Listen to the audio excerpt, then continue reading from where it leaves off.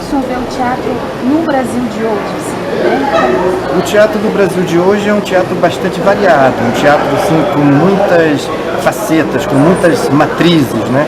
Com muitas, digamos assim, matrizes identitárias. Isso é muito interessante. Inclusive aqui nesse livro que se chama Ensaios de Cultura Teatral, que eu acabei de lançar em 2016, é um livro onde eu procuro comentar um pouco determinados aspectos sobre cultura, sistema e mercado. Ou seja, na tentativa de, através de um entendimento de uma cultura teatral, tendo em vista que o Brasil é um país muito rico na sua cultura teatral, na diversidade da sua cultura teatral, entender um pouquinho como é que funciona o acontecimento desse sistema se estabelecer para que mais tarde esse sistema devidamente aquecido, fortalecido com a devida musculatura, ele se transforme no mercado, né, que abra a possibilidade de mercado. Então o movimento teatral no Brasil hoje é muito variado, ele é muito, digamos assim, abrangente, muito aberto, né? Trabalhando com a diversidade cultural, trabalhando com identidade, trabalhando com a diversidade cultural em toda a sua gama, né? É um teatro muito diferente. Eu diria que é um teatro hoje feito no mundo, talvez, né? Com uma característica muito própria, identitária, revelando os diversos Brasis que existem dentro desse nosso Brasil. Então, puxando por esse gancho que o senhor falou sobre os diversos Brasis que o teatro pode revelar, então, o senhor acredita que o teatro, assim como a literatura, ele pode ser um espaço para a gente pensar o ser humano, pensar o sujeito do mundo de hoje, o brasileiro, né? Naturalmente, o teatro, quando foi inventado o teatro, lá um pouco com os gregos, até mesmo antes dos gregos, a noção de teatro, a noção de representação é um lugar mesmo, é uma noção que nos leva, quando a gente fala de teatro, teoria, ambos vêm de uma mesma raiz etimológica, é entender, é compreender o mundo, compreender o ser humano, se compreender, né? Não é à toa que a criação dos mitos, todos os mitos, desde a antiguidade greco-latina, greco-romana, são mitos alusivos sempre a determinados comportamentos, e esses mitos vão sendo recontados de uma maneira diversa, de uma maneira, cada um vai contando o mito da maneira que lhe apraz. Ou seja, o mito é sempre alusivo a um desses aspectos do nosso comportamento ou da nossa vida em sociedade.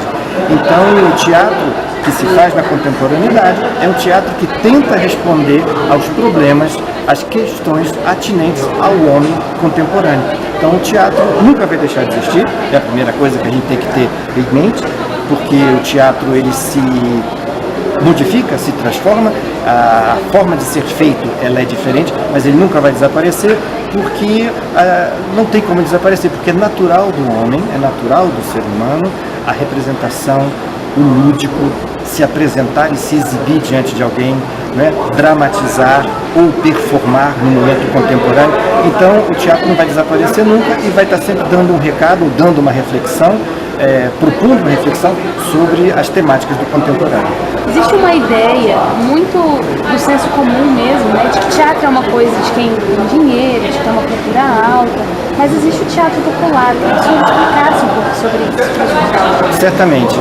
A gente pode entender a noção de teatro popular de duas formas. Uma forma é perceber, e nisso a gente pode perceber no nosso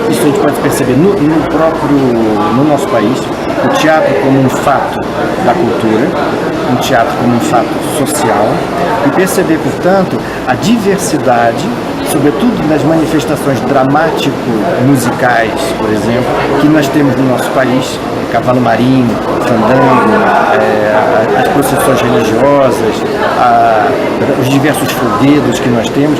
Isso é uma matriz cultural muito importante, dramática, teatral, ou, como diria Mário de Andrade, as nossas danças dramáticas, né? Hoje a etnocenologia ou os estudos da performance vêm estudando essas manifestações. Isso é uma maneira da gente caracterizar esse aspecto do popular.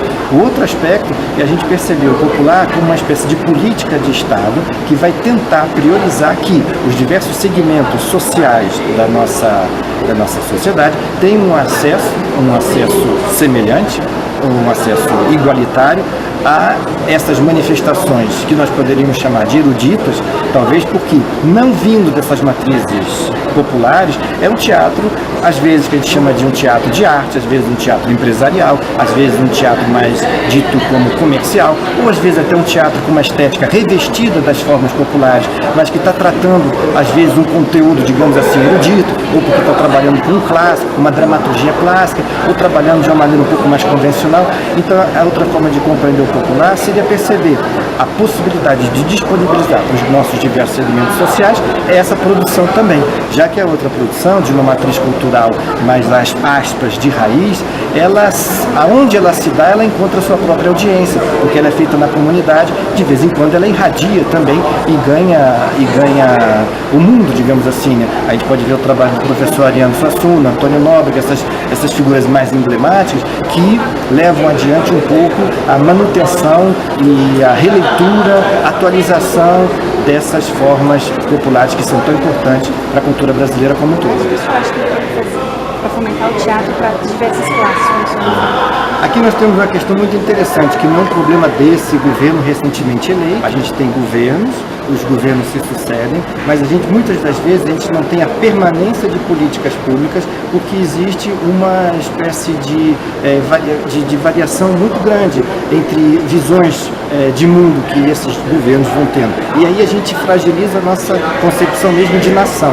Isso é muito importante de não perder de vista. Isso é uma coisa que se dá em todos os níveis, municipal, estadual e no caso do federal também. Ou seja, a impossibilidade da gente dar continuidade a uma série de atividades, políticas, implementos, projetos, programas que estão acontecendo e a gente chega um novo administrador e ele, agora eu vou fazer de outra forma, vou inventar tudo novamente, etc, etc. Então isso é uma grande dificuldade que nós temos.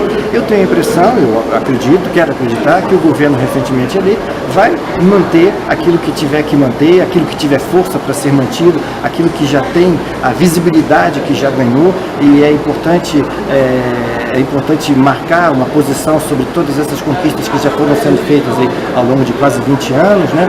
E lutar para que essas políticas, naturalmente, elas continuem a serem implementadas e que a gente mantenha essa diversidade, no caso do teatro, que é tão importante. É curioso de pensar que o teatro é diferente da música popular brasileira, por exemplo. A música popular brasileira, ela tem um grande mercado, ela circula muito bem, nacionalmente e internacionalmente, ela tem um grande reconhecimento, mas o teatro, muitas das vezes, algumas das suas manifestações precisam dessa subvenção, de um amparo, de um apoio, de um auxílio para a promoção dessa atividade que é muito complexa devido ao fato de que o teatro é uma prática social coletiva, né?